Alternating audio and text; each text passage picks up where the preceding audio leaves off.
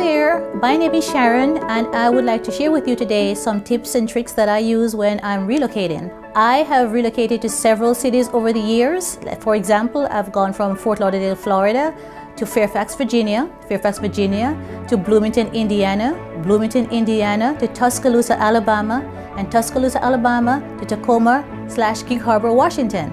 So as you can see, I have lots of experience and I have learned a lot of lessons as I have moved over the years. The first tip I would like to share with you, that once you confirm that you are indeed moving, to start decluttering and sorting your stuff.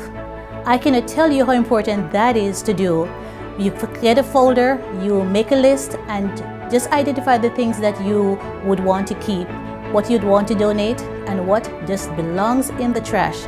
And that has helped me over the years to settle in a new place with just the things that I love and to start going right away.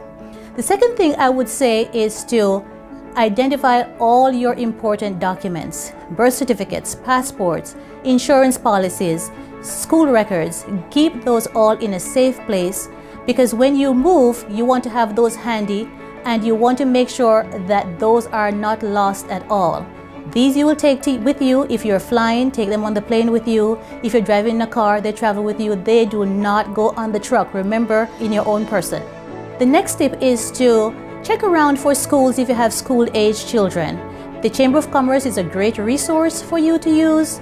You can go online. Nowadays, there's so many things that are available to us online. You can be informed. You can read local newspapers. You can call folks in the new city just to get information.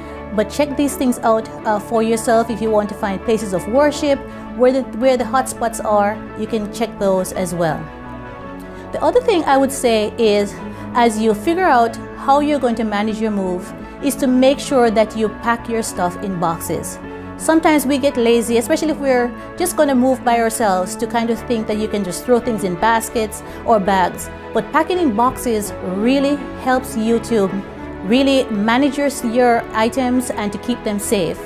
And the biggest lesson that I have learned over the years, and I've shared this with a lot of friends, is to label. I go to the extreme and I label my boxes on all four sides. That means when they are unpacked, I don't have to worry. I can see what the items are, whether it's for the kitchen, for the master bedroom, for the living room. They're all right there. And another tip on packing, especially if you're packing on your own, use suitcases to transport books. It will save you so much time and save your back. So pack your stuff in your clothes in boxes, but you leave those suitcases for heavy stuff like books. They have wheels, you can roll them around, and it makes your life that much easier. Also, update your mailing address. You can go to the post office online and you can update your mailing address there, and they will send you a confirmation in the mail to say that it was indeed you who made those changes. So that's easy to do, and you can do that as well. Another thing that you should do is, if you have prescription medicines that you need, a week before you move, be sure to refill all of those, whether it's just for you or family members or for your pets. Make sure that you have all those medicines ready for you to travel with, so that when you get to your new location, you will have at least 30 days supply to be able to have before you have to go try to find a pharmacy to refill that. Another tip is to make sure that you pack enough for your family for at least 7 days. Favorite foods, food for your pets, and medicines, of course. So you take these with you, so when you arrive at your new location, you have all of that in place. So 7 day supply of clothes and food, that will really help you to feel settled, because sometimes if you're traveling cross country, the truck does not arrive in a day or two. Sometimes it takes 7 days for the truck to arrive. And one of the things that I have learned, and my friends and I have laughed about this, is to pack shower curtains.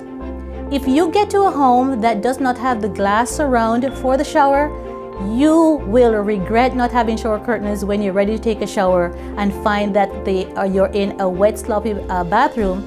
So I always remember to put that on my packing list and to have that. Or if you get there and you don't have one, then of course you can run out to purchase one at a local store. One of the best practices that I have done all these years is to when we reach our destination, have the movers, if we're lucky enough to be moving in a home that has a garage, to put all the boxes in the garage. Or if you don't have a garage, then you can use your largest room in the house and put the boxes up against the wall.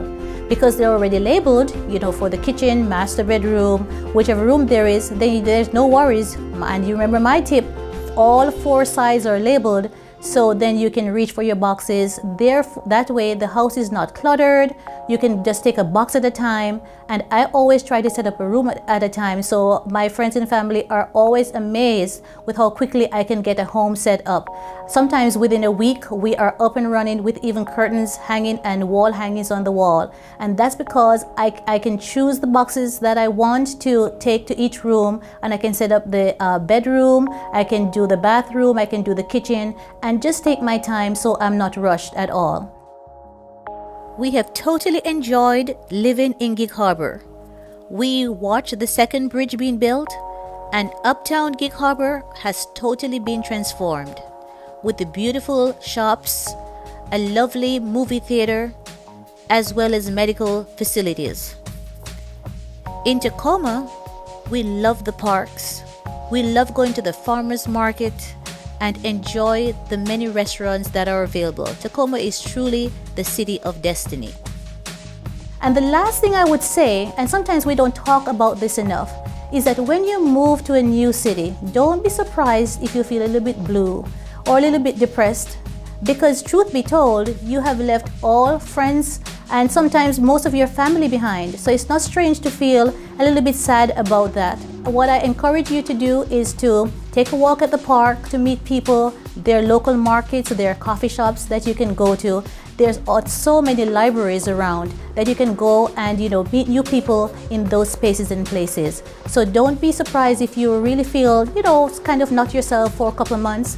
If you move for work, then there's some work colleagues who may be able to help you to learn about the community and to go around town. So I would say that's normal, and not to be worried about that at all. So those are some tips that I would like to share with you. I consider myself a relocation expert, so if you need to contact me, I'm happy to work with you and to help you make your move almost seamless. Thank you.